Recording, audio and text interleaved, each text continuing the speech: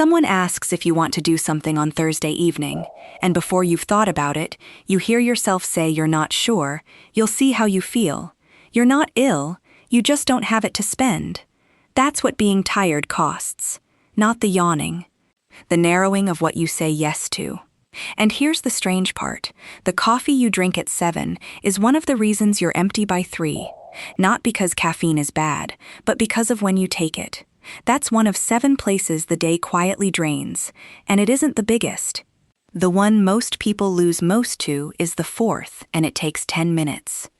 In Chinese wellness, the aim isn't to produce energy on demand, it's to stop losing it. Sheng, tending your reserves instead of borrowing against them. So, tomorrow morning, don't have your coffee for the first 60 to 90 minutes after you wake up. Not skip it, delay it. Get up, do everything you normally would, and let the first cup come mid-morning.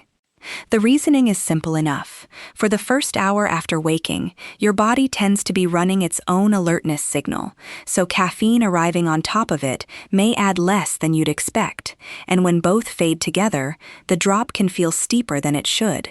Move the first cup to mid-morning, and it arrives as your own signal is dropping, which is when caffeine has more to do. Same coffee, different hour. Treat it as an experiment rather than a rule. Give it a few mornings and pay attention to one thing in particular: what the middle of your afternoon feels like. That's where some people notice the difference first, and it's the cup that tends to push the evening around.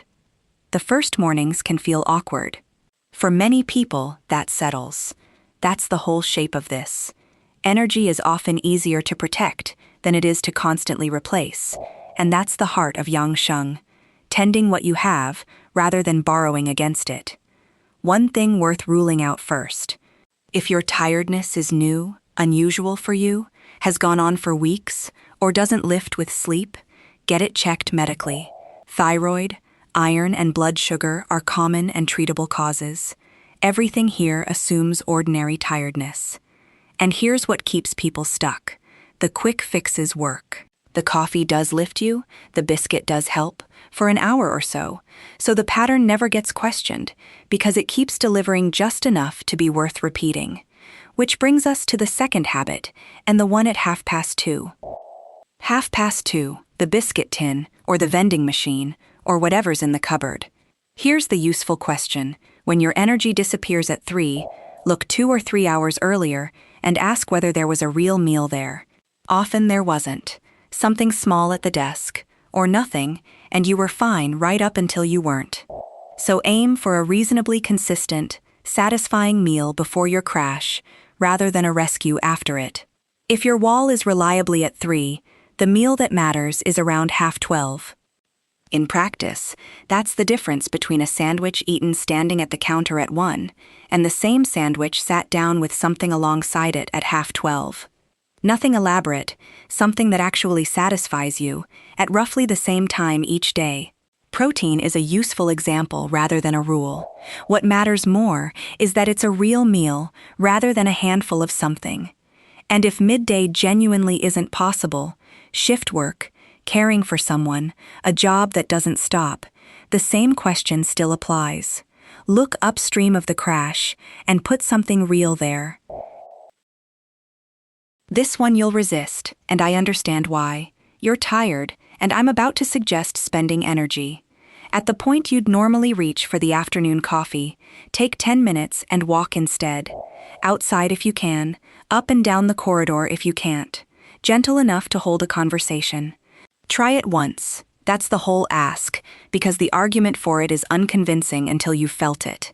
Gentle movement after eating has been associated with steadier blood sugar afterwards, and that may be part of what an afternoon dip involves for some people. But rather than take that on trust, run it as a one-day experiment. Take the walk, then compare how the next hour feels against a normal afternoon. There's old Chinese advice about walking 100 steps after a meal, a long-standing custom rather than evidence, but a reasonable place to start. And the swap is the point. Take the walk and still have the coffee, and you've added something, rather than replaced something. This is the 4th habit I mentioned at the beginning, the 10-minute one.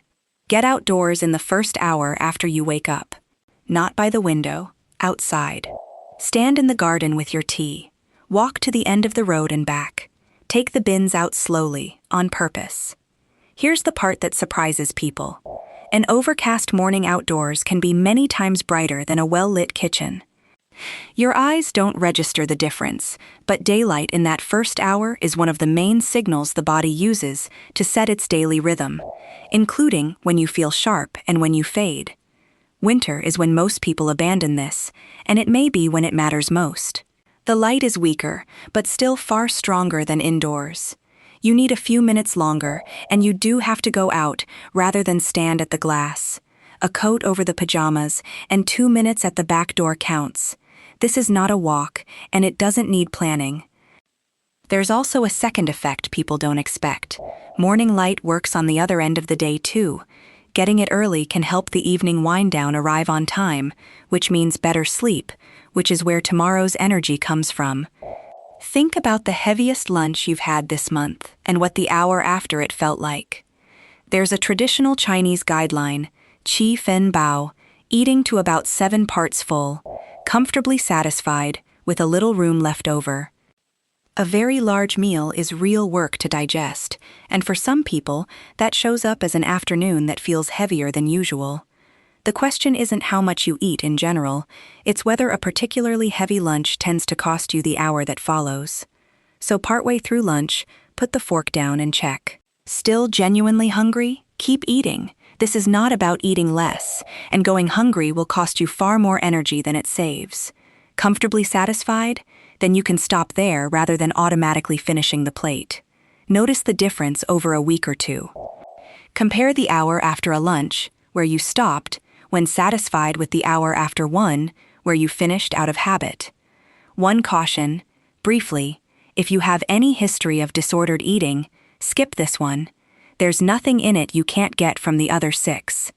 Habit 6 doesn't change your energy. It changes where it goes. Here's the core of it. Don't ask your lowest energy hour to do your highest attention work. Picture the standard version of the day.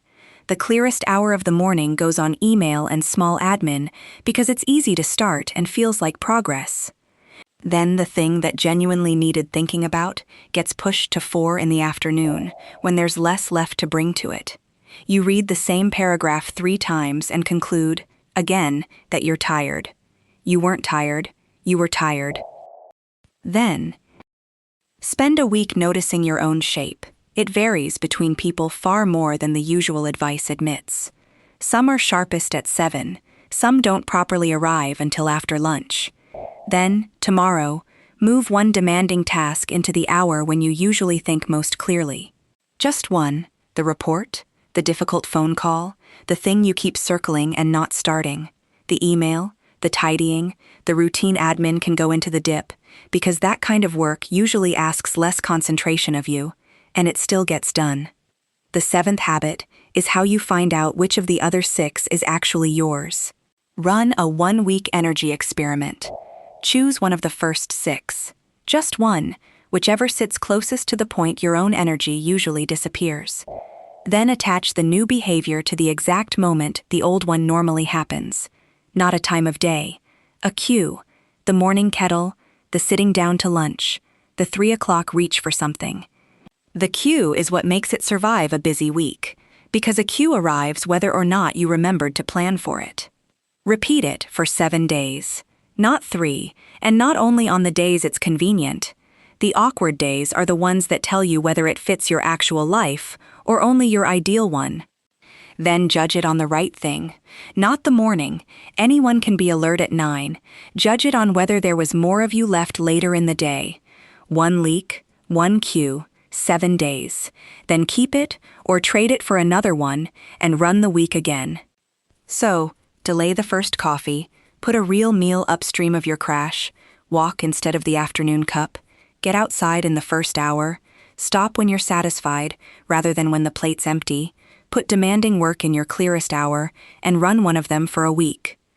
Don't assume the coffee one is yours. Start with the leak closest to where your energy actually goes. Mornings point to the coffee timing or the daylight, after lunch to the meal size or the walk. late afternoon to when you eat and what you ask of yourself at 4. Tell me in the comments, when does your energy go first? Mid-morning, after lunch, or that 3 o'clock wall? And judge it by Thursday evening, not by how much you got through, but by whether there was enough of you left to say yes when someone asked. Lasting energy is rarely something people find. It's usually something they stop losing.